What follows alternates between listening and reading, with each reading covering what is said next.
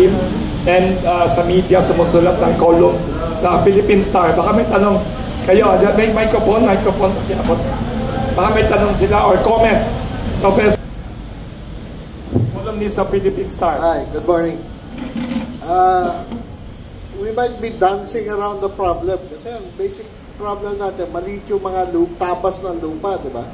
Yung sabi ni Dr. Pedro, saka ni Dr. Dark. Yeah, the reason why yung agriculture natin is trapped in subsistence level is land reform.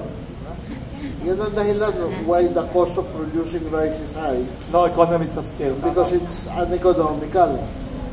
Ganun din. Ako nagtatanim ako sa veranda ko. Pero, sa veranda nila. Pero ang investment mo doon, executive time. No? Tapos di mo naman mabebenta sa palengke yun dahil kokonte. No? Ano tinatanim niyo, Professor Magda? Lahat. Kamatis mainly. Kamatis. Yes. Pero pinamimigay ko kung sobra sa personal consumption. So walang market incentive to do garden, backyard farming or rooftop farming. No? Except as a form of entertainment. Kailangan natin market-driven na solution dito sa production natin. Thank you, Dr. Professor Alex, yes, I agree with what you have mentioned. Actually, this was discussed already, the case for our land holdings. Masyadong maliliit, 1 hectare, even lower than that. Ilocos region, wala pang mga 3/4 hectare na lang. So, walang economies of scale, number one. And the productivity of these small land holdings are really very low. So, yung production ay hindi natin maitaas kasi hindi gumagamit ng mechanization which they cannot afford when the land holdings are too little. And so we need this clustering approach which is now ongoing at the Department of Agriculture in all respect. We introduced that 3 years ago. And there is also, I understand, that the land reform program then and now skilled corporate farming. And so if we want to support to some degree corporate farming, then we have to increase the land retention limit today. Mayroon proposal both Go Negosyo and FEF na why not do it 24 hectares or 25 hectares based on the resettlement program ng dating gobyerno nung nakaraan, Magsaysay or kung sino yung presidente sa Mindanao, yung resettlement areas ay 24 hectares. So in that way, I think it would be good for the government really to consider removing that land retention limit at all. Do we have numbers on how much of the plots, family-sized plots, have been abandoned? Kasi or resold? Ako anecdotal, pag umuwi ako sa bayan ng tatay ko sa Nueva Ecija, ang daming lupang abandonado. Tapos nagkakaroon lang ng bagong bahay doon, yung Japayuki. No? So, walang agriculture. No?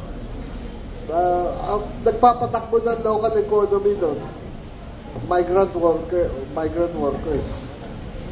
So yung abandoned lands na yun could be organized in some way siguro although I'm sure the cost will not be economical.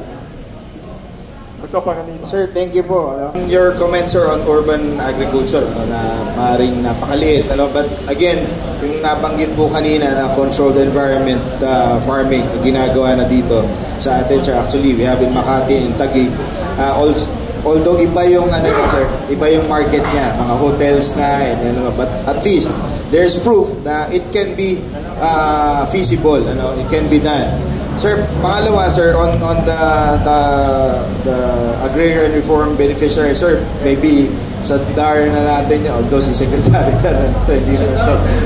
Pero, sir, ang akin lang comment doon is, yun nga, i-compliment ko rin yung sabi ni sir kanina. Sir, meron tayong programa using government lands, yung nabanggit ko po kanina, yung sa Iwahig natin, although it's peri-urban area. Ano kalaki? Sir, pinahiram sa atin ng DOJ doon, Bureau of Corrections, 500 hectares for a pilot for vegetable farming, for fruits, and for palay, and for corn.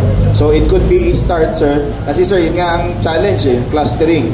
1 hectare each, ang hirap ni organisa niyan. Daan-daan yan. So with that, doon na tayo, sir. And it's an island economy na pwede niyang anuhan. So may market siya. Sabi niyo, Bilibid also?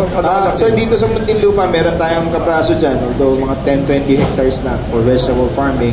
Yun nga, sir, makabawas siya sa gastos ng gobyerno kung maging efficient siya doon sa communities around it. But sir, I think it's a start that we can build upon. At marami naman, sir, tayo. Yan, marami tayong universities, marami tayong army camps na Salamat po, sir. Tuwing natatalo ako sa golf, yung mga player doon sa veterans na puro golf. i-advocate kong vertical farming na lang yung lupa ng veterans. Good idea, magagalit golfer sa iyo. Yeah, right at the center of the city, ang laki ng lupa. Sir, nakita ko lang din yung shirt nyo, Michelle. Dati partner natin. Nagtitrain sila, sir, mga farmers. Actually, meron sila dyan dati sa Rizal at sa Palawan, medyo natigil na lang yata. So yun, sir, we are really encouraging the private sector participation with all the work of the government. Kasi alam naman namin, hindi naman namin kaya mag-isa ang food security. Dapat yung trabaho natin lahat ito. Salamat po. Thank you. Baka we have time for closing statements. Kung wala nang tanong. Ay, may tanong pa dito sa likod. Pakiabot lang. Nasa likod, nasa kaliwa. We have time for 1 or 2 last questions kasi it's a holiday. We will serve lunch to everyone.